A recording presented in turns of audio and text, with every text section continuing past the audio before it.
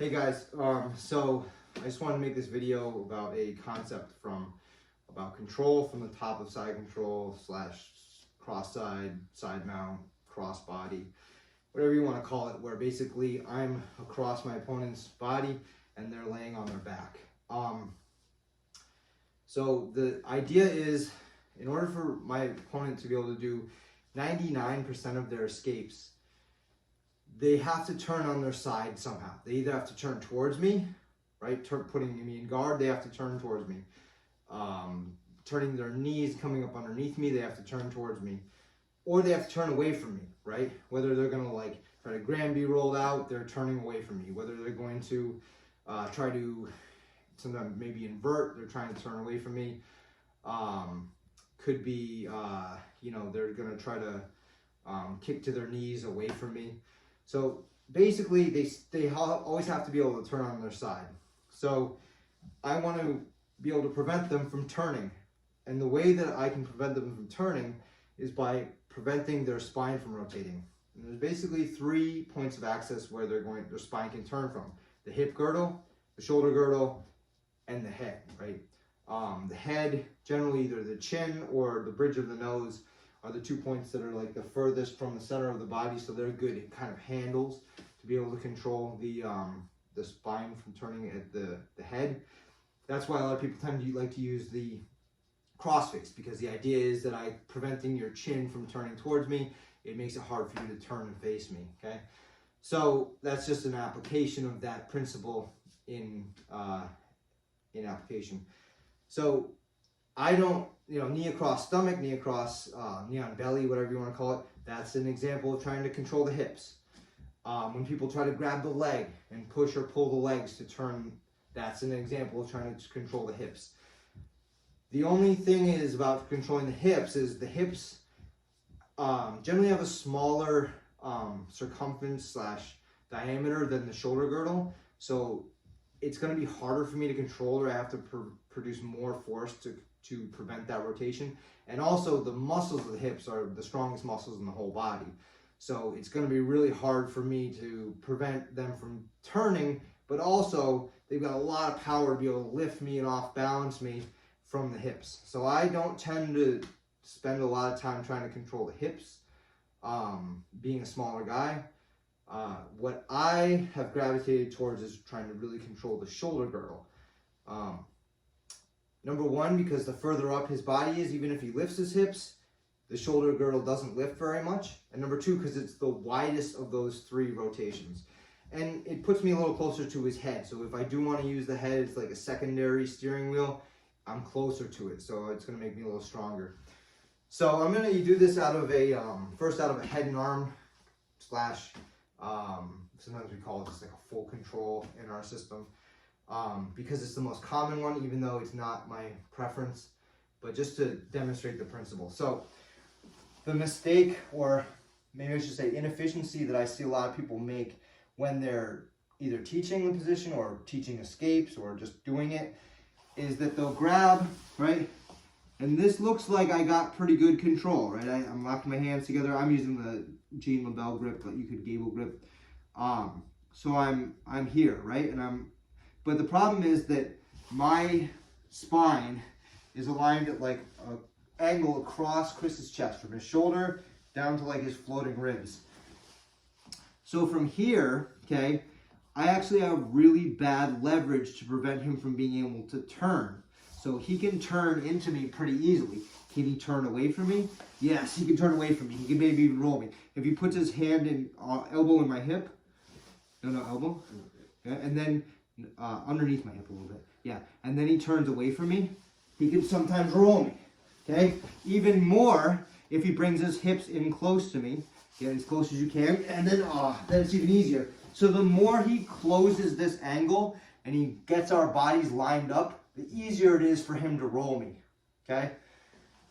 So the other problem with this is he can easily reach my face and my head with his left or his right arm, right? So he could hit me in the back of the head. He could claw my face, claw my eyes if this was RMA, right? That's problems, okay? So all I have to do to make this much harder for him to turn and much harder for him to escape is I just want to change the angle so that I am now straight across his shoulder line. Okay? So now, can you turn towards me? It's very, very hard, right? And your chin, your head feels a lot more controlled too now, right? Can you reach the back of my head with your arm? Look how far he is from the back of my head with his hand. And I did not get a longer spine, and he did not get a shorter arm. The only thing that changed was the angle of my body to his body. Can you turn away? Not even the slightest bit, right? No. So, just with that simple adjustment, I am much, much more stable on Chris than I was before. Okay? Also being so high up, if he bridges, doesn't affect me at all. I'm very, very stable from here. Okay? If I move down just a little bit and he bridges, he's going to off balance me, and I'm going to probably have to post with my hand. Now he's got some space, he can start to use that space to create escapes. So by just changing the angle of my body, lining my spine up with the line of his shoulder girdle, it gives me much better rotational control of his body, and it takes me further away from the power of his hips. Now, I mentioned I don't really like that position. I don't like that position for two reasons. Number one, because I'm mostly concerned with self-defense and RMA. In self-defense and RMA, weapons are a reality, right? So if I'm here, yes, I got a lot of control over his body. He's gonna have a hard time doing any kind of Jiu-Jitsu escapes. But if he starts to attack my eyes with his hand, okay, my arms are both underneath his arm. It's gonna be really slow. I'm gonna be really slow to try to attack him. In order to be able to attack him, I'm gonna have to take both my arms out from underneath his body.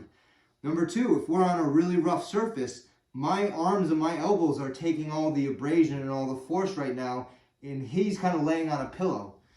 Number three, he could reach out and grab a weapon, right? He could grab a rock and smash me in the head with it. He could grab a pen and stab me in the eye.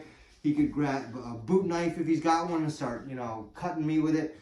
So that arm being completely unmonitored and uncontrolled, whether he's, or even if he just wants to, yeah, he could put it up underneath my chin, but, he could try to bridge and knock my head off balance with it.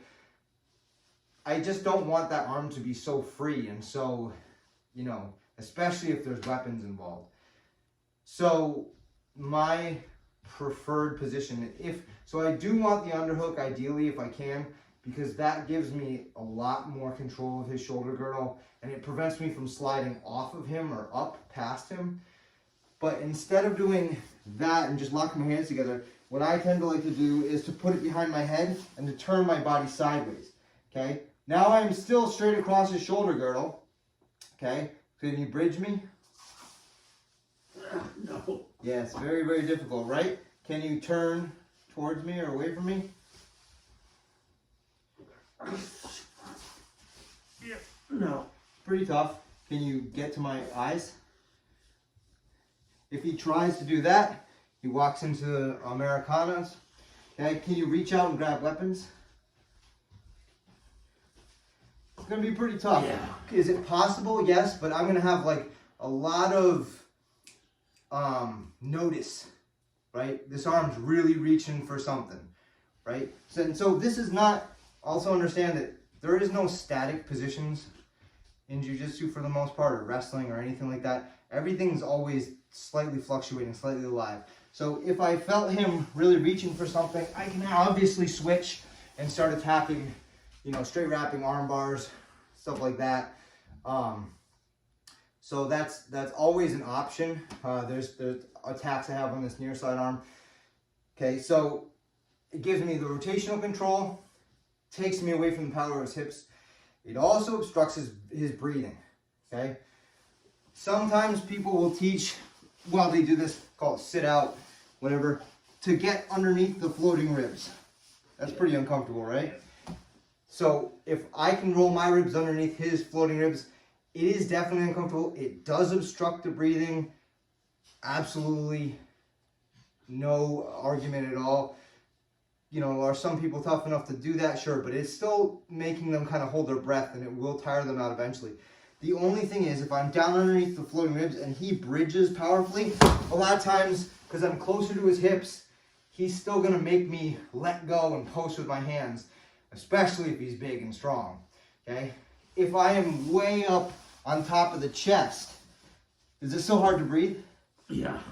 Talk for me for a second.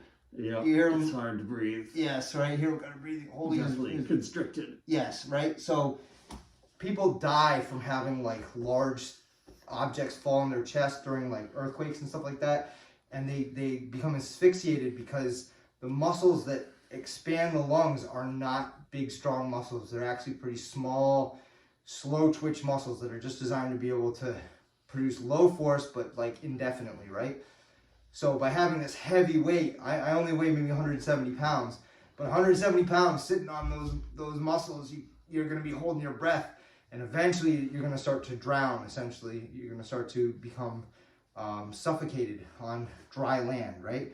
So this is still very uncomfortable for him to breathe, yeah. Okay?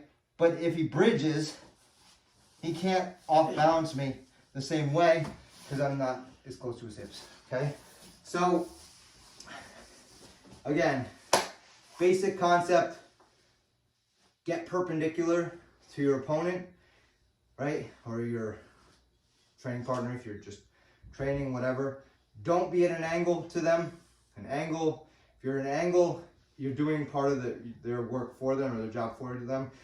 All of their escapes, they're going to be trying to change that angle to you. They're going to be opening the knife and trying to straighten out to you, or they're going to be closing it and trying to get closer to you. And pretty much all of their escapes are going to involve one of those two motions, because when they do that, it allows them to turn. It changes your angle to them, it takes away your leverage, and it makes it much easier for them to turn. Okay? So that is a kind of a fundamental concept, but I don't I haven't seen a lot of people talking about it, so hopefully that helps you guys out.